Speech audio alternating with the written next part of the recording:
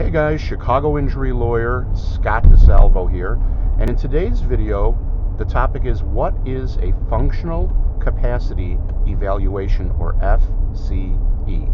Okay, so here's how that works. An FCE is a specific kind of examination that a doctor or other professional has to be certified in, right?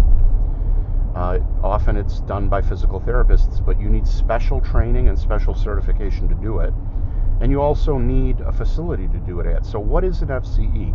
An FCE is a long physical evaluation to assess what you can physically do and what you physically cannot do, right?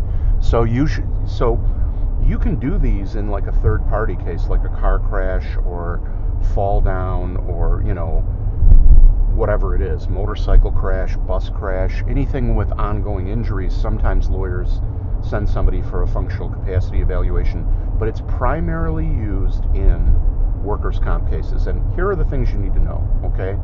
The two most important things for you to know about an FCE, there's actually three. The first one is, if there's a scheduled FCE and you don't make it, you don't go for any reason, you can expect that they're going to terminate your benefits. That means they're going to stop agreeing to pay doctors ahead of time for your medical treatment. They're going to stop paying you your money while you're off work. And, they're going to want to push, in certain cases, they'll want to push the case to trial, because non-compliance means, it's bad. You're hiding something. You don't want them to evaluate you, or at least that's the position that they take. So make sure you make your appointment, okay?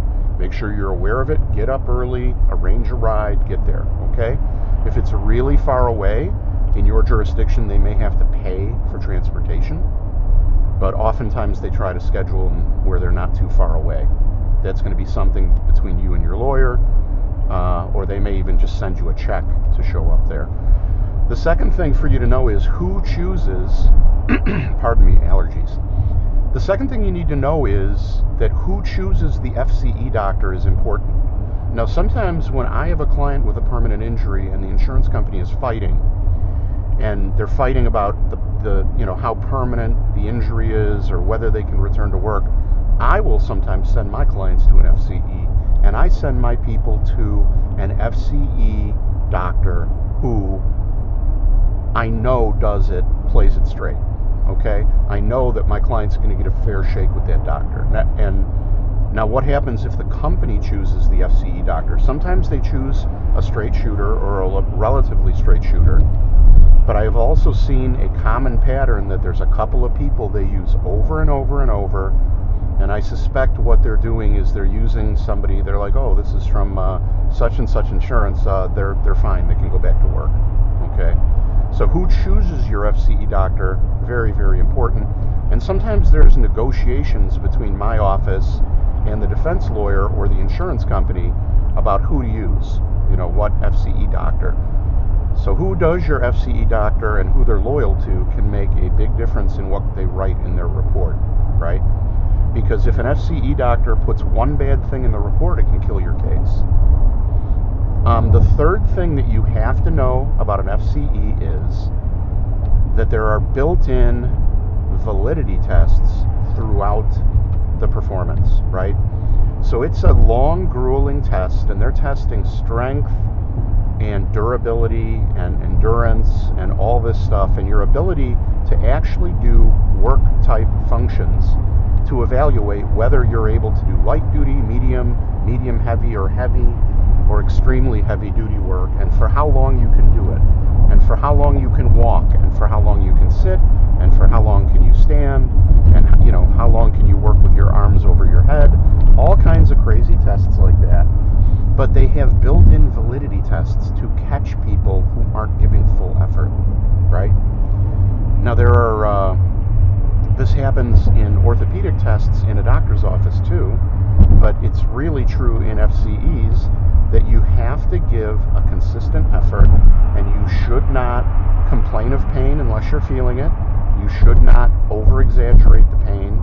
You should not claim pain in parts of your body that you're not having pain in, because they will catch you. So what they do is they'll give you 4 different tests, and you'll think they're testing your arms because you're reaching up over your head, but it's actually testing your lower back. And you're not going to know the tests, and you're not going to be able to outfox them, right? And so, sometimes people think, well, I have to dog it and I have to be very verbal about my pain, otherwise the doctors or the FCE examiner will not, he won't know I'm in pain. Don't do that, okay? Be completely honest, and you won't get caught in a trap. If you do get caught in a trap, boy, it can kill your case. So if you're complaining of back injury in the obvious test, but then you're doing these other tests that you don't know are testing your back, and you're right as rain, they know that, something's up, right? So the FCE is not only just an evaluation of what you can do and whether you're able to return to a certain duty work and be on your feet and stuff like that. It's also a test to see if there's some monkey business going on. You know what I'm saying? So those are the important things about an FCE that you have to know. If you are scheduled for an FCE, my sincerest advice to you is get represented by a lawyer, because that means they are probably sending you to an FCE doctor who's going to position your case for minimal value or to not pay at all. Okay? So talking to a lawyer, really good idea. I know people don't want to, they're afraid that you got to pay a lawyer. You don't pay workers' comp lawyers up front out of your pocket. The lawyer only gets paid if they win your case, right? That's true in all injury cases. And they give free consultations. So that's my advice to you. Thank you so much for watching. I appreciate your viewership. And if there's anything I can do for you or your family, please give me a call at 312-500-4500. That's 312-500-4500. And if you're not ready to talk to a lawyer, I have two great tools. One is called the Case Cash Calculator. It tells you what the settlement value of your case might be. The other one is the Good Case Calculator. It tells you whether you might have a good case or whether you may have a case with some problems. Links in the description. They're completely free. On my website, free to use. Literally 7 multiple choice questions that you answer off the top of your head, and in 20 seconds flat you have custom information tailored to your situation for free, all without talking to a lawyer and no obligation. So getting a ton of positive feedback about those tools, so you might want to check them out. What else? If you enjoy my videos, please like and subscribe. And if you wouldn't mind giving me a 5-star review on Google if you appreciate the information I provide for free to injured people, there's a link in the description. You go to that web address, takes you right to the page, click 5 stars, say a kind word, hit submit, and you're done. Easy for you, a few seconds of toil for you. It's not that hard, but an invaluable favor to me that I'll never forget. Really appreciate it.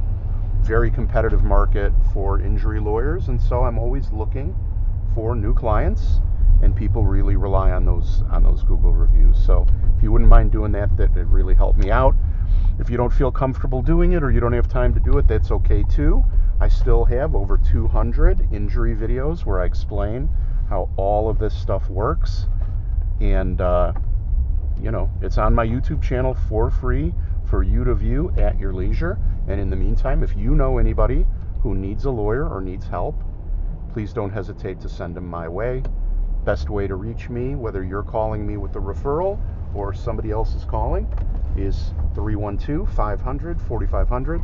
You can call that number anytime, night or day. I always get the message via email and text. So look forward to hearing from you if I can be of assistance or answer any of your questions or represent you or a loved one who's been injured. Other than that, thanks for watching and have a great day. Take care. Bye-bye.